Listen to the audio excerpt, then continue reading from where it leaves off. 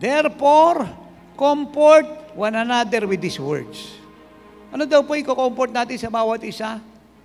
Number 1, any moment bababa ang Lord. Number 2, wag raw tayo maging ignorante. May mga nakikristo, hindi patay, natutulog lang yung katawan. May spirit, kaluluwa nasa Diyos, nasa langit. Nasa presensya ng Diyos. Ikatatlo, ano daw po dapat natin i-comfort sa bawat isa? Na yung mga nangamatay kay Kristo ay unang mabubuhay at tayo mga buhay pa sama-samang sasalubong sa Kanya para siya ay salubungin sa alapap and we will be with the Lord forever. At ano po yung ikaapat? Sa isang kisap mata, hindi ka pa tapos kumurap ang Panginoon nandiyan dyan na. Ito daw po yung ipaalala natin araw-araw sa bawat isa.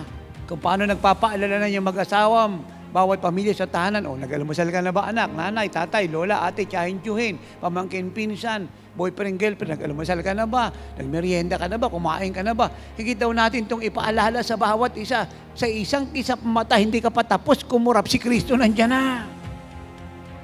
Ang rapture ay walang sign. Pero lahat ng signs ng pagbaba niya nandiyan na. Walang specific sign. Pero lahat ng signs nandiyan na. Kaya ang tawag nga doon ay imminent. I-M-M-I-N-E-N-T. Imminent. Ang sabihin, any moment.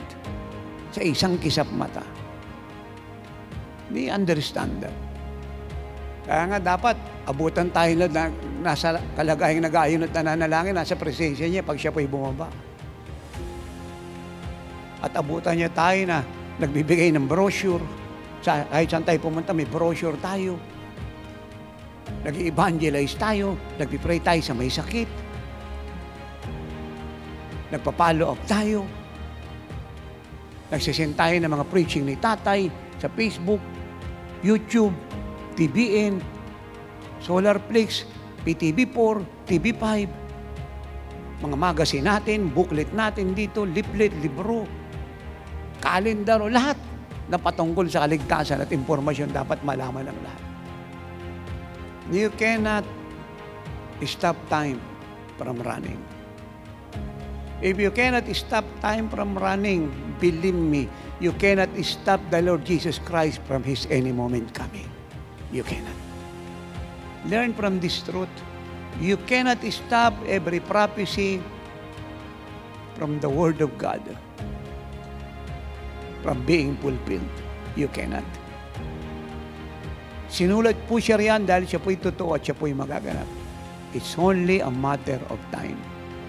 And I'm here to tell you, kasama na ang church sa bansang ito at buong mundo at ang Pilipinas, tayo pong lahat ay nabubuhay sa panahon ng anumang araw at oras na pagbaba ng Panginoong Hesukristo.